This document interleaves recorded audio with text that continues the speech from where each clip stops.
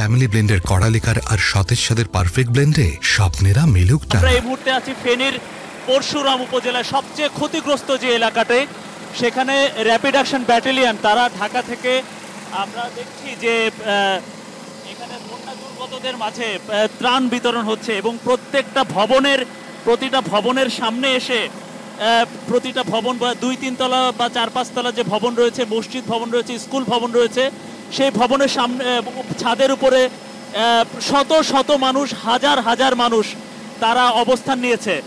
আসলে এই মানবেতর পরিস্থিতি নিজের চোখে না দেখলে বোঝা যাবে না। আসলে যেটা আমরাও দেখছি, র্যাপিড অ্যাকশন ব্যাটালিয়নের হেলিকপ্টার থেকে এখানে বিভিন্ন বাহিনীর পক্ষ থেকে, বিশেষ করে র্যাবের পক্ষ থেকে এই শত শত মানুষের কাছে শুকনো খাবার দেওয়া হচ্ছে।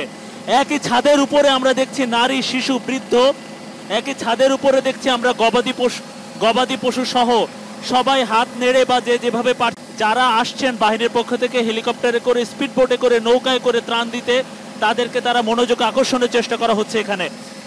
আর এই যে শত শত মাইল প্রায় বিস্তীর্ণ এলাকা, যতদূর চোখ যায় আসলে পানি, এই মানুষদের আসলে এই যে দুঃখ দুর্দশা চোখে না দেখলে নয়। এরকম হাজার হাজার লক্ষ লক্ষ মানুষ আটকা পড়েছেন, তারা আসলে আশ্রয় চাচ্ছেন, তারা উদ্ধার চাচ্ছেন, তারা চাচ্ছেন যে কেউ এসে তাদের আসলে এখান থেকে উদ্ধার করে নিয়ে যাক। আমরা এই মুহূর্তে হয়তো দেখছেন একটু বড় চোখে দেখা যাচ্ছে যে আসলে যতদূর চোখ যায় পানির বিস্তীর্ণ এলাকা একেবারে ভেসে গেছে। কিছু কিছু এলাকায় হয়তো পানি কমছে, কিন্তু এই যে পরশুরাম, ছাগলনাইয়া যে সীমান্তবর্তী যে এলাকাটি, সেই এলাকাটি একেবারে দুর্দশায়। আমরা দেখছি যে 2 তলা পর্যন্ত বিল্ডিং ভবনগুলো পানির নিচে, টিন শেড ভবনগুলো পানির নিচে। গতকালকে থেকে হয়তো কিছু সেন্টিমিটার পানি কমেছে, কিন্তু এখনো পর্যন্ত বাজে অবস্থা রয়ে গেছে সব জায়গায়।